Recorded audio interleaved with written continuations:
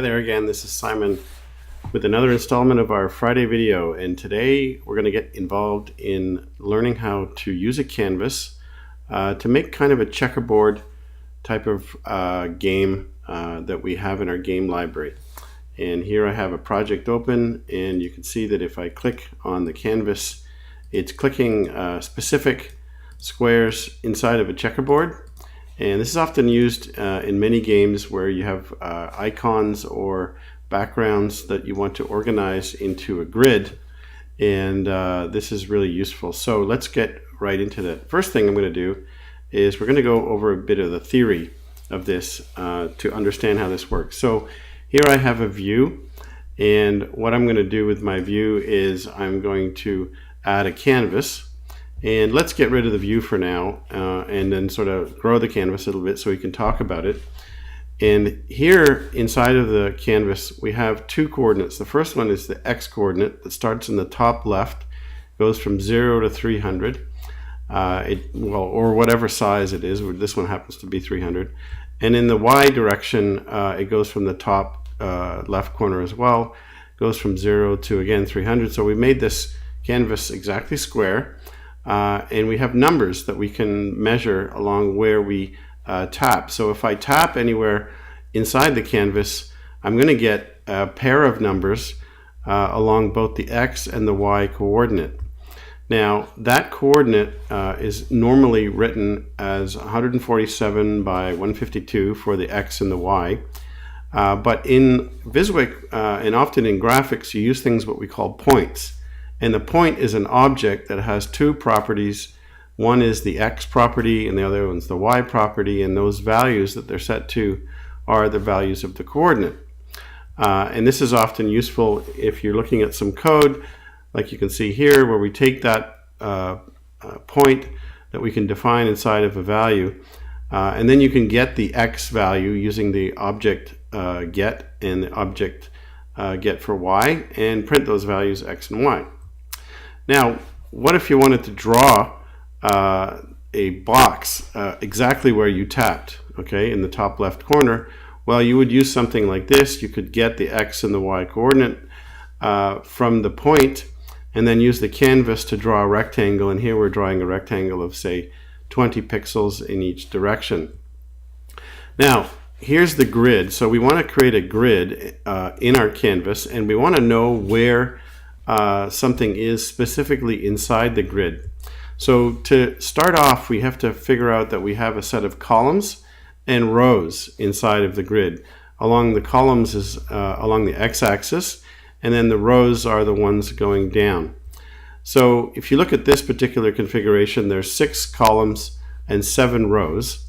And if you multiply the rows by the columns, you get the total number of squares in the grid, which is 42. So it starts off with the number 1, which is the first grid or first square in the grid, all the way down to 42. And then you can number these. I've left out some of the numbers here, but you can see how they progress all the way down. And the numbers continue. So they go from 1 to 6, and then it wraps around to the next row from 7 to 12, and then wraps around and so forth. Now, when I pick a specific grid element or a square, that's what we call the index. So here the number 8 is our index. And if I tap anywhere inside of the canvas, the thing is that the number that comes back is not an index. We don't know what the index is.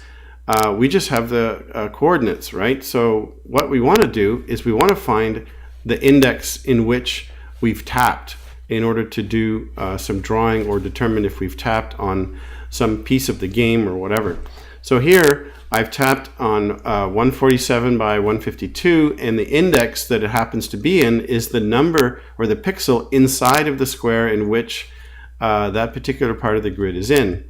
And what we can do is we can use a game operator called point to index. Will give you the view that you're clicking on, which would be the canvas, the columns and the rows, which would be 6 and 7 for this particular canvas, and then the number x and the number y, which is the coordinates, okay? And then what comes out of that is the point, is the index, all right, which would be 21 in this case. So now, how do I get, if I want to draw inside this box, now that I have the index, how do I draw the square to fill in the color? Well, I need the top left corner, as we saw when we drew a rectangle, of the index. And so what we have is index to point, which is another operator in the game library that shows if you give it the canvas, the number of columns and the number of rows, and the index, an object or a point will come out of that. And that point will be formed as an object with X and Y as two coordinates. And that's how you do it. So let's take a look at how we actually can use this information and do this. So now I'm going to use this canvas to create, or this view to create it. And how do I create a canvas? Well, very simple. Go into the views, create a canvas. Now I'm going to resize this canvas a little bit. There we go. Now I'm going to create a script, and I want to here drag and drop that. And what I'm going to get is the points coming out of here on the event. Okay. So if I click on the canvas here and I double click on the input here and I just print out what comes out, and you can see inside of the console, if I print out here, I can click anywhere inside and you're going to get the values of X and Y coming out of here. So there's X right here, and then there's Y right here, and that's what we're really interested in. So let's, you also have the ID, which is the information to give you the link to the canvas. So the first thing we're going to do is get that ID. There we go. So just ID like that. And then from there, we're also going to pass on, we want to say duplicate this, and I can now get the X coordinate. So I'm going to get X, and I'm going to get X from the thing that's flowing through it, okay, because the ID is what we're going to use to do some drawing. The X here, and I'm going to duplicate this, and I'm going to get Y here. You'll see why I'm doing these in reverse in a second. All right, and I'm going to connect this to this like that. And now I've got the X and the Y coordinate of what I want to do. So here I'm going to call point to index because I want to find out what is the point.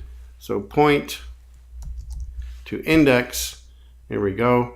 And there's a whole bunch of parameters on here, and it looks kind of scary, but it's not really.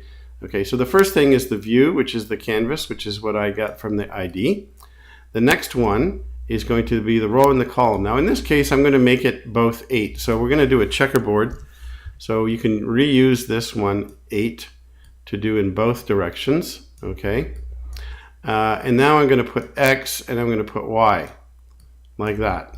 All right. And now we're going to reuse this print here, and I'm going to print over here. And you can see as let's change the color here so you can see what the canvas looks like. I'm just going to make it a little bit gray like that. All right.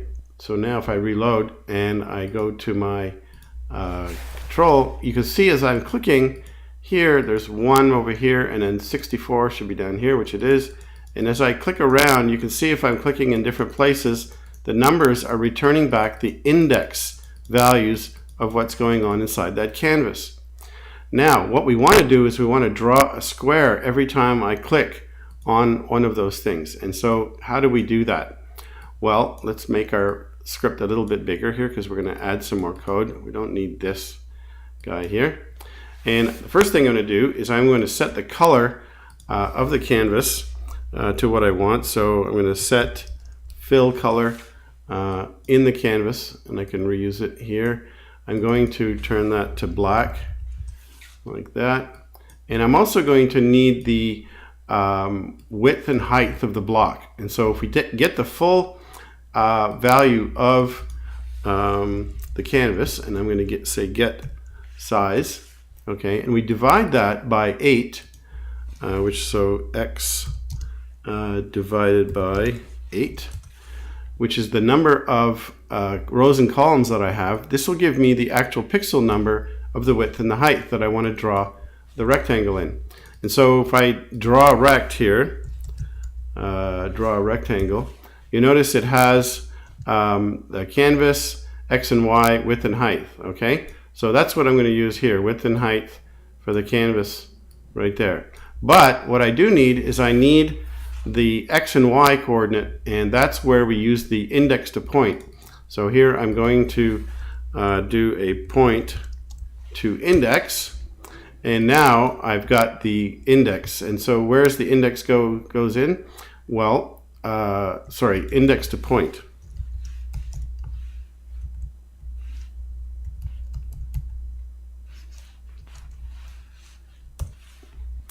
There we go. So the first one is the index that I'm going to get in, and that's right here.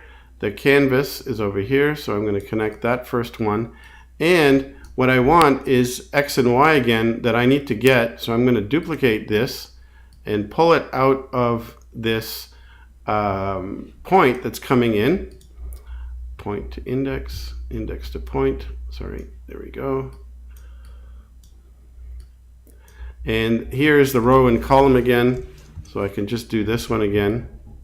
And now the point that's coming out of here is what I need the X and the Y for. And if I go to my rectangle here, I'm going to as well need the canvas. There we go. And X and Y. So there we go, X and Y. Now it's a bit messy, and you can probably clean this up a bit, but this is actually how it works. Now, if I go back here and start clicking on here, I now have rectangles. Look at that. And it's working. Perfect. So there's 64, there's number 1.